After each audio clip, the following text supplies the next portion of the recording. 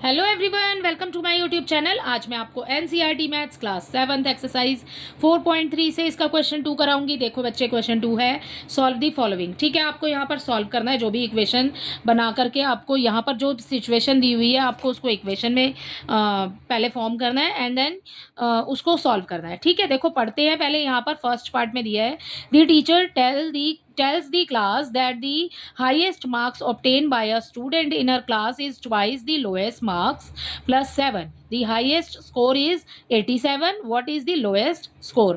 Lowest score बच्चे आपको इस क्वेश्चन के अंदर फाइंड करना है, जो कि लोएस्ट स्कोर आपको बोला है ट्वाइस द लोएस्ट मार्क्स और उसमें आपको प्लस करना है 7। ठीक है, सो बन जाएगा हमारा हाईएस्ट जो है ना, यहाँ पर हाईएस्ट स्कोर जो आपको दिया हुआ है। ठीक है बच्चे, सो यहाँ पर देखो इक्वेशन तो बिल्कुल ही इस लाइन में बिल्कुल ही सिंपल लिखी हुई है, इसी तरीके से आपने करनी है। सबसे पहले हमें लोएस्ट मार्क्स नहीं पता, सो वो हम लेट कर लेते हैं यहाँ पर। ठीक है, सो हम लेट कर रहे हैं, लेट लिखेंगे, let the lowest marks is equal to x मान लेते हैं। ठीक है बेटा, सो यहाँ पर देखो ट्वाइस दी लोएस्ट मार्क्स, उसमें प्लस करना है आपको 7, यही बोला है ना। ट्वाइस दी लोएस्ट मार्क्स प्लस करेंगे 7 इक्वल हाईएस्ट कितना हो जाएगा, कितना दिया हुआ है आपको 87। बिल्कुल ही इजी इक्वेशन थी। ठीक है, बन गई है। अब इसको सॉल्व कर लो जैसे हमने बाकी क्वेश्चंस में किया है। देखो 2x को रखेंगे आगे, इक्वल आ जाएगा 87, इस 7 को ले जाएंगे उस तरफ तो ये हो जाएगा माइनस का। ठीक है, 2x एज इट इज आ गया, इसमें 80 में से 87 में से 7 को माइनस करेंगे, हमें मिल जाएगा यहाँ पर 80। ठीक है, x की वैल्यू फाइंड करनी है, x को ले लो आगे, 2 आ जाएगा नीचे, 80 चला जाएगा ऊपर। ठीक है, 2 1 ज़ा 2 हो गया, 2 4 ज़ा 8 हो गया एंड 0 का 0 आ गया। सो x की वैल्यू कितनी आ गई बच्चे, यहाँ पर 40 आ गई। ठीक है, या तो इसको ऐसे भी सॉल्व कर सकते हो, अदरवाइज यहाँ पर देखो x के साथ 2 मल्टीप्लाई में है तो दोनों के अपॉन में ही 2 2 लगा देंगे। ठीक है, 2 से 2 कैंसिल हो जाएगा, यहाँ पर भी कैंसिल हो जाता, तो x की वैल्यू हमें 40 ही मिलती। उस तरीके से भी कर सकते हैं, इस तरीके से भी बता दिया मैंने आपको। ठीक है, अगला देखिए आगे बी पार्ट में। बी पार्ट बच्चे आपको नेक्स्ट पेज पर दिया है तो देखते हैं। देखो बच्चे, बी पार्ट में हमें दिया है in an isosceles triangle. Isosceles triangle है जिसके दो एंगल इक्वल होते हैं। ठीक है, आइसोसेलेस ट्राइंगल वही होते हैं। The base angle are equal, आपको बोला है बेस एंगल इक्वल है। The vertex angle is 40 degree, आपको वर्टेक्स एंगल यहाँ पर दिया है 40 degree. What are the base angle of the triangle, आपको बेस एंगल फाइंड करके बताना है कि क्या होंगे। ठीक है, and remember the sum of the triangle of sum of the 3 angles of a triangle is 180 degree. ठीक है, आपको यहाँ पर ये भी याद रखना है कि एक ट्राइंगल जो है वो 180 डिग्री का होता है। ठीक है, उसके तीनों कोणों का योग। ठीक है, सम बोला है आपको। सो यहाँ पर हमें क्या फाइंड करना है बच्चे, बेस एंगल फाइंड करना है। तो हम सबसे पहले ना लेट कर लेते हैं बेस एंगल।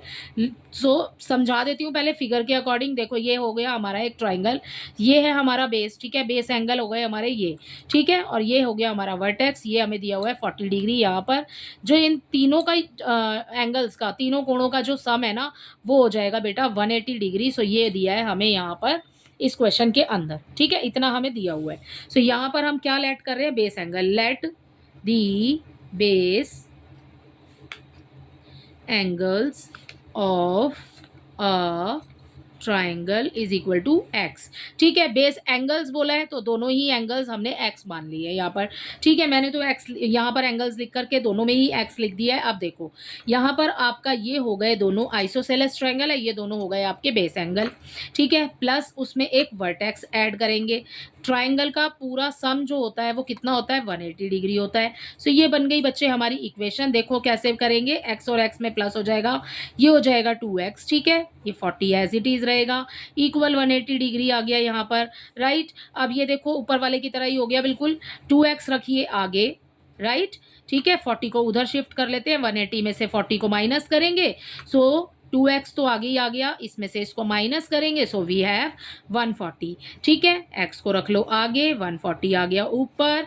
ठीक है, ये वाला जो 2 है x के साथ ये आ जाएगा नीचे, कैंसिल कर दो, 2 1 ज़ा 2, 2 7 ज़ा 40, 0 का 0 हो गया बेटा। तो यहाँ आ गई x की वैल्यू आपकी 70। ठीक है, हमने दोनों को ही x माना था, तो एक x अगर 70 है तो दूसरा भी 70 डिग्री ही होगा। सो अब टोटल करके देख लो, 70 ये हो गया, 70 ये हो गया, 140 और उसमें 40 प्लस करोगे आप, आपके पास टोटल हो जाएगा 180 डिग्री। ठीक है, सो ये हो गया बेटा इसके इस वाले पार्ट का आंसर। आई होप इसके दोनों ही पार्ट आपको अच्छे से समझ आए होंगे। इसका सी पार्ट देख लेते हैं। इसके सी पार्ट में बच्चे हमें दिया है Sachin scores twice as many runs as Rahul. Sachin ने कितना स्कोर किया? ट्वाइस किया, ठीक है, यानी कि दुगना किया जितने राहुल ने किए हैं। राहुल ने अगर 1 रन किया है तो उसने 2 किए हैं, अगर उसने 50 किए हैं तो उसने 100 किए हैं। ठीक है, इस तरीके से इसको समझ सकते हैं आप। Together their runs fell too short, ठीक है, of a double century. Double century कितनी होती है? 200 रन होती है। आपको यहाँ पर बोला है बेटा 2 शॉर्ट, ठीक है, 2 शॉर्ट बोला है तो यानी कि 2 कम हो गए। 200 में से 2 माइनस करोगे सो वी हैव 198, ठीक है। सो जो टोटल हो गया ना वो 198 हो गया हमारे पास यहाँ पर। ठीक है, आगे देखिए, how many runs did each one score. आपको बताना है कि दोनों ने कितने कितने रन को स्कोर किया। दोनों ने मिलकर कितना बनाया? डबल सेंचुरी से 2 शॉर्ट, ठीक है, 2 कम, ठीक है, तो 198 दोनों ने बनाया है मिल करके। सो यहाँ पर देखो इसको कैसे करेंगे, लेट कर लेते हैं सबसे पहले हम तो। Let the score of Rahul, ठीक है, राहुल का मान लेते हैं हम x, ठीक है, and the score of Sachin. यहाँ पर आपको बोला है क्वेश्चन के अंदर सचिन का स्कोर है ट्वाइस, ठीक है, the score of Sachin is equal to 2x हो जाएगा। ठीक है, ट्वाइस बोला है ना आपको। सो ये बच्चे अपनी इक्वेशन देखो कैसे बनेगी। यहाँ पर अब हमारी एक ने कितना, राहुल का कितना है x, और इसका कितना है सचिन का 2x, ठीक है, और दोनों का टोटल कितना हो गया यहाँ पर 198, जो कि मैंने यहाँ निकाल के आपको समझाया। ठीक है, सो ये 198 आ जाएगा इधर, इन दोनों को कर लो प्लस आप। ये हो गया 1x, ये हो गया 2, ठीक है, 1 और 2 हो गया यहाँ पर 3, x आ गया 198 आ गया यहाँ पर। ठीक है, अब क्या करेंगे, अब इजीली कर देंगे इसकी डिवाइड जैसे करते आ रहे हैं। इस 3 को रखिए नीचे, 198 आ गया, ऊपर 3 1 जा 3 हो गया, 3 6 जा 18, 1 बच गया, आगे शिफ्ट कर दिया। ठीक है, ये भी 18 हो गया, ठीक है, 3 6 जा 18। सो यहाँ पर x की जो वैल्यू आ गई वो आ गई आपके पास 66। ठीक है बच्चे, यहाँ पर यानी कि स्कोर राहुल ने कितना किया, स्कोर ऑफ राहुल कितना हो गया 66। ठीक है, सो यहाँ पर लिख देंगे, so score the score of Rahul is equal to 66 runs. ठीक है, रन्स ही तो बताने हैं ना आपने। सो ये हो गया बेटा हमारा पहला। अब इसका दूसरा भी यही लिख लेते हैं, सचिन स्कोर